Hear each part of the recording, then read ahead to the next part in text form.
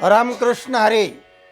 सज्जन हो, राजे शिवछत्रपतींना त्यांच्या जयंतीनिमित्ताने विनम्र अभिवादन.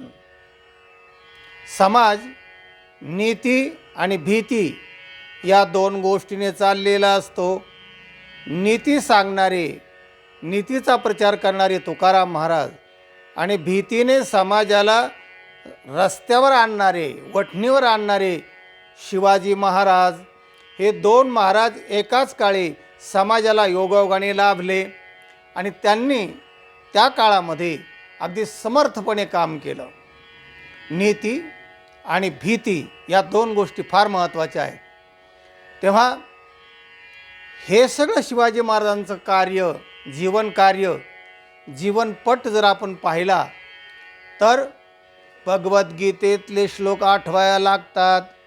यदा यदा हे धर्मस्य ग्लानिर्भवति भारत अभ्युत्थानमधर्मस्य तदात्मानं सृजाम्यहम.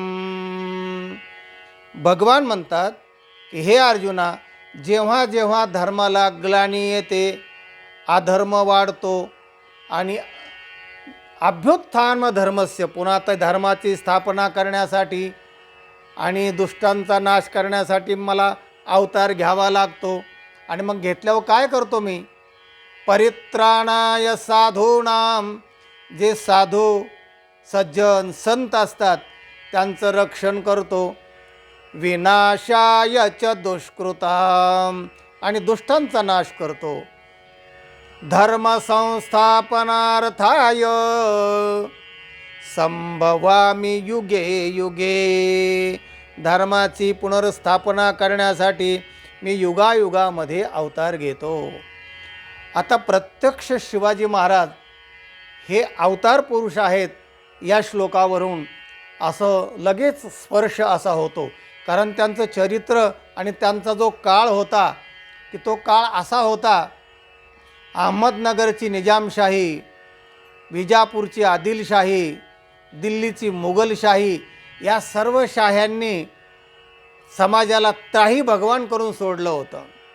अत्याचार, काही ब्राह्मणांना त्रास, सज्जनांना त्रास आणि अशा अनेक अत्याचार, स्त्रियांचे विनयभंग, अशा त्रासाने समाज पिडलेला होता.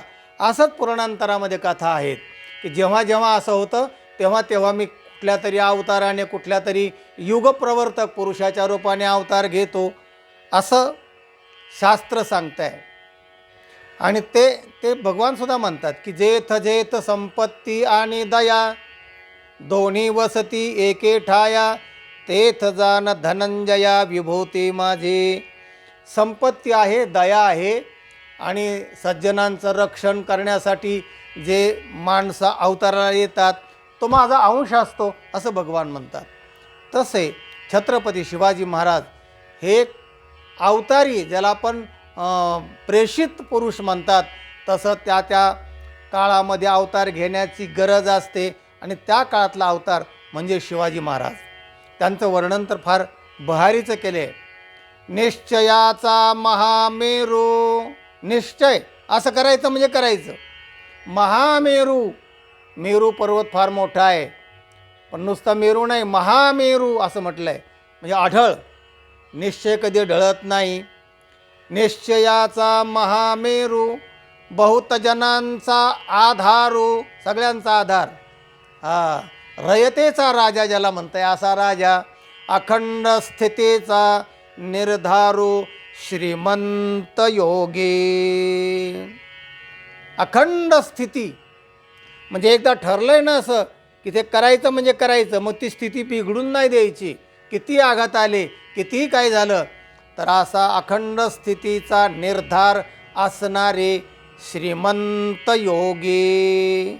श्रीमंत योगी, योगी खूप झाले पण श्रीमंत योगी एवढे एकच छत्रपती आहेत, एकच राजयोगी आहेत, असे जे शिवाजी महाराज. ऐका यशश्री औदार्य ज्ञान वैराग्य ऐश्वर्य हे साहे गुणवर्य वसते जेथ असे जे गुण असणारे शिवाजी महाराजांचे अनेक त्यांच्याबद्दल कवित्व आहेत. मराठा तितुका मेळवावा, महाराष्ट्र धर्म वाढवावा, असे शिवाजी महाराज. जर शिवाजी महाराज नाही होता तर क्या होता, एका कवीने फार छान वर्णन केलं आहे. काशी की कला जाती थी, मथुरे में मस्जिद बनती थी, अगर एक शिवाजी नहीं होता ते सबके सुन्नत होते थे. त्यांच्या ठिकाणी जे गुण होते ना, आहा हा हा, धाडस, चातुर्य, शौर्य, संताविषयी आदर, अन्यायाची चीड, असे सर्व गुणसंपन्न राजे म्हणजे छत्रपती शिवाजी महाराज राजे. त्यांना विनम्र अभिवादन त्यांच्या जयंतीनिमित्ताने. आणि आपणा सर्वांना मनापासून माझे सर्व नमस्कार आहेत. आपणालाही हार्दिक शुभेच्छा आहेत. रामकृष्ण हरी.